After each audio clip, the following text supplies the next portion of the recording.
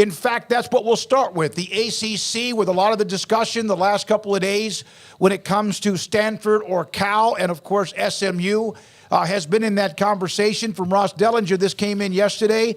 At a meeting Wednesday, presidents further explored the expansion and again put off a vote.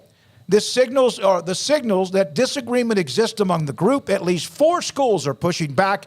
League needs 12 votes among the 15 members. And then to follow up with that, why are they on life support? The expansion efforts follow the money, but there is more to it inside the expansion dilemma when it comes to the ACC. There are schools that do not want to expand. There are schools that want a different type grant of rights, or they want more money, or they want more freedom, or they want unequal revenue sharing. But this does seem like it had momentum, and then all of a sudden it doesn't. There's nothing like a potential expansion conversation to find out the cracks that you really have in your conference. And I'm just seeing this over my shoulder here, that Jack is clearly done. No, he put Florida behind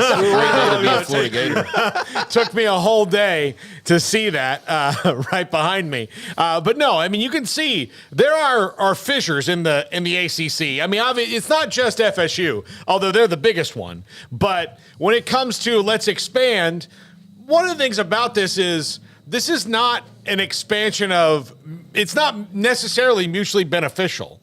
It's one of those things that it's kind of thrown against the wall where Stanford and Cal need a place to go. They're big academic institutions, and they have all this going for them, but there's so many details past that just don't make any sense. When you talk about flying Syracuse to the Bay Area or Miami to the Bay Area, that's not even talking about the Carolinas. That's just a long way for everybody to do everything, and it doesn't seem to make a whole lot of sense. And then you need 12 of 15. Look, if 4 schools are thinking about greener pastures, and even, say, throwing SMU into this argument here, if they forego their $30 million a year and that share would go to the rest of the conference, divided among 15, that's only $2 million a year. So unless you agree to give all that money to the schools that are threatening to leave, then nobody's going to be happy. So we've seen this happen in the Big 12. It doesn't end well. We've seen it happen in the Pac-12. It doesn't end well. Yeah, it's crazy. I don't think last night shuts the door by any means, though. I think that, if anything, last night the report was that they were, at least a vote short. Maybe it's more than that. I mean, you couldn't really tell if it was being, said as though, they're just 4 short, or if it's 4 or more short. But yeah, I mean, there's not a lot that makes sense for everybody involved. This isn't a perfect situation for anybody, because clearly there are some that, reportedly could be a Florida State, for example, that aren't in favor of this. And so if you go forward with it anyways, because as Jack Swarbrick said about Notre Dame's interest in those 2 in particular, he just doesn't see a world where it makes sense that 2 academic schools like that are left out in the cold that also play sports. That's his whole reasoning, according to him, for why Notre Dame's making the push for Cal and Stanford in the ACC, is because it would just be a shame that an athletic and academic institution like the 2 of those would not have a spot in today's college landscape. And that makes sense, but is that what Florida State wants to hear necessarily? No. When they're, really just letting you know they don't care about the academics. They don't care about anything but the athletics and the money. That's what they care about. They want to play big-time football and make big-time money. And so there's clearly a very different, set of opinions here. And there's going to be a lot of politicking going on, try to get that swing vote, or, whatever the case may be as far as how the numbers line up. But, yeah, it's fascinating that you kind of got a line drawn in the sand. And, if you're the ACC, on the one hand, you've got to worry about yourself. But do you just say, well, sorry, guys, we got our vote and we're going to move through anyways, even if it pisses off Florida State and Clemson, and then you just further add gasoline to what's already a brewing fire? No disrespect intended given what's going on, out in Hawaii right now. But, yeah, I mean, you've got something that could really go crazy if you're not careful. So this is a precarious situation the ACC's in right now at the moment. You're exactly right. You make those who are right now the alphas, you anger them even more, then you're no matter what, you're headed for what probably is a collision course anyway. Here's some thoughts in the chat room, and Paul, if you want to follow up. David Kreitzer, nothing says Atlantic Coast like the Golden Gate Bridge. Oh, yeah, baby. I love that. Elliot Cruz, the only way you know if something is worth it is to explore it. Don't mistake exploring for wanting to do something. And then he said it's $42 million a year, not $30 million a year. And it's the average of a TV deal gets misunderstood sometimes. Like the Big 12, that 31.7 that was used so much that the Pac-12 was trying to desperately match or beat, that's the average over the 6-year contract. It goes up. It may not be 28 or 29 right now, and then it gets up to 35 at some point. But again, it's the average of what the overall contract can be. That's why the numbers can be a little bit messed up. Even if it's $42 million a year, if they're going to forego that for 7 years and divide that among 15 teams evenly, it's still not going to get Florida State and Clemson there because that's only going to give like less than $3 million. So that's not going to get them there of what they're wanting. They want what the SEC is getting. That's what they want. That's their thing. Here's the other thing I think the SEC needs to be careful with, and this is the other schools. What? No, I'm listening. Okay, sorry.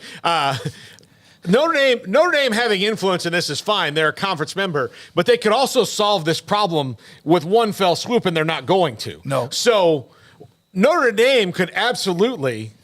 Is somebody going to correct me on my math? Not at all. Okay. No. What? So Go. is Notre Dame could absolutely solve this problem, and they're not going to. So why let them have that kind of influence? Well, Elliot Cruz, Notre Dame trying to get 2 new teams in when they refuse to join themselves. What irony. Yeah, exactly. So you're telling the ACC, let these teams in for football, and they're like, oh, do you want to come in too? They're like, no, we're going to stay independent and keep all the money. Even in a Longhorn Network type situation, that might get the ball over the goal line for some of this other money if NBC is the home of the Notre Dame home games and the Notre Dame road games, go to the, help the ACC, whatever it is. But at the end of the day, no, you can't let Notre Dame just tell you, add these schools because we want them in there. Oh, we're not going to help with that. Sailgating on Lake Washington didn't used to be Big Ten country, but here we are.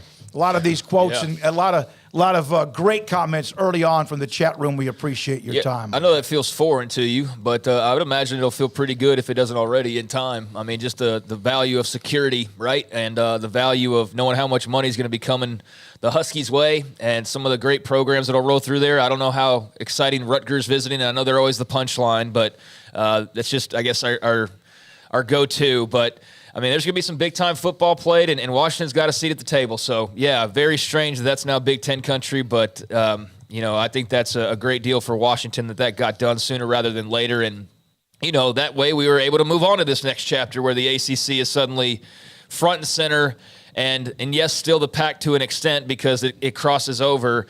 But right now, the ACC, it does feel like it's boiling up for a battle of some sort. I don't know if it's going to be quite a war, but there's definitely battles brewing and lines starting to be drawn and a lot of questions to answer and a lot of different agendas out there. I mean, there's Notre Dame's agenda, there's Florida State's agenda, there's Clemson's agenda, there's the ACC's agenda, there's Cal and Stanford's agenda because they're trying to get in. There's SMU basically saying we won't take anything for years and years, and that's interesting in its own right because they see that there's that one life raft basically remaining for them before potentially it all shuts down entirely. And look, that could be the case for schools that still feel like they're in a power conference because of the way things are shaping up. But if you're SMU, you're looking at it right now, and you know that desperation's setting in. This is maybe your last chance. So it's fascinating all the different mechanisms of this little ACC brouhaha. Notre Dame is an ACC member, but they're not in football. Right. They don't have a vote when it comes to ACC football, but they have influence.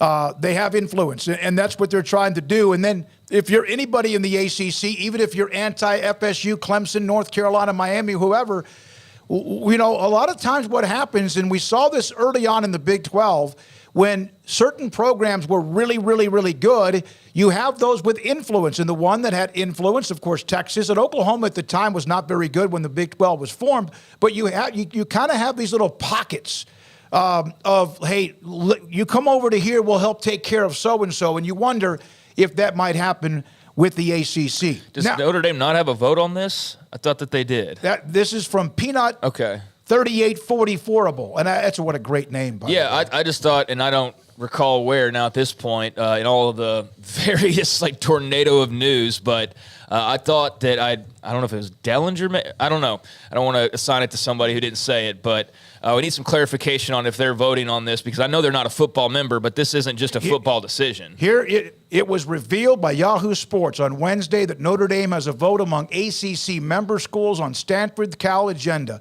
Is not a full member. It is not a part of football, but they do have a vote.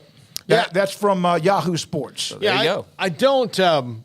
I just don't. I think that's a slippery slope to let Notre Dame have a say in something that's going to affect football that doesn't affect them. And why would they do? Why would they allow somebody who does it affect Notre Dame? it would. I mean, like Notre Dame plays Stanford quite a bit. That's a rivalry, obviously, but I don't.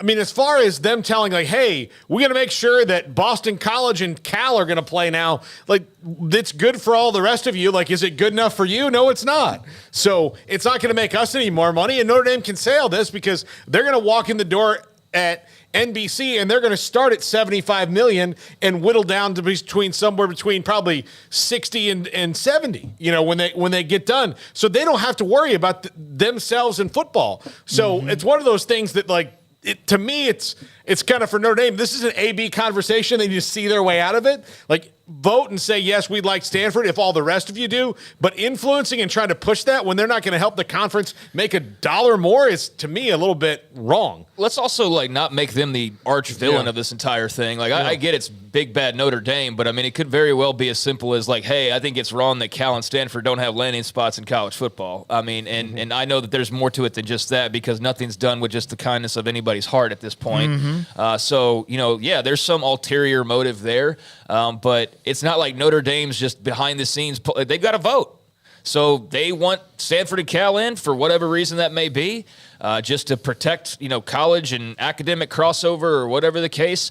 That's their opinion. I don't think they're out there going like, if you don't, we're like, now if we, you know, came across an interview where Jack Swarbrick's demanding something happen or else they're cutting ties, that's one thing. They do have influence, don't get me wrong. I just don't know that, given all of the Florida State reaction here recently, Paul, that, you know, Notre Dame's the one that's really driving this. No. But I think that I'm not even talking about from Florida State's perspective because I'm not either. I'm just saying that there's others that are clearly very much in the same, you know, driver's seat as far as wanting to push this certain direction. So I think Notre Dame's looking out for its own best interest like everybody else. Would Stanford become a conference game, by the way? Yeah, but that my point is I don't think you need to let the wolf in the door and let them have influence over something that they're not going to really help solve. But then the wolf says, well, then we'll go to somebody else's house. Yeah, and they can't. So that's what we talked about yesterday. They've got all the leverage because they get, all right, well, we're out here. We're going to play our rest of our sports in the Big Ten. They can stay in the ACC, go play football somewhere else, right? Now, I don't know if the Big Ten would say, we're taking you without taking football, though. That's where the problem would come in you know, the plan, but, you know, that could always be an option. Craig Kelm,